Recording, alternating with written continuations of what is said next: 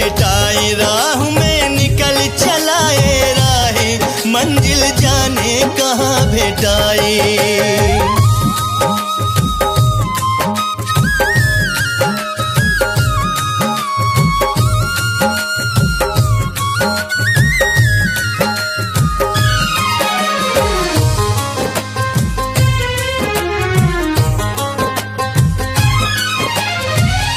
हमरो खातिर गढ़ले हुई है विधना रूप के रानी हो,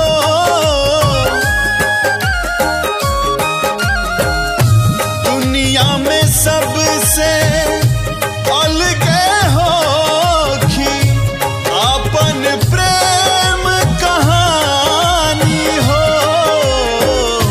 मन के मंदिरिया के हमरे मूर्तिया कई दे दीवाना होके ऐसन सुरतिया, जहिया एक झलक मिल पाई जिंदगी कहिए सफल हो जाई। राह में निकल चलाए भाई, मंजिल जाने कहाँ भेटाई।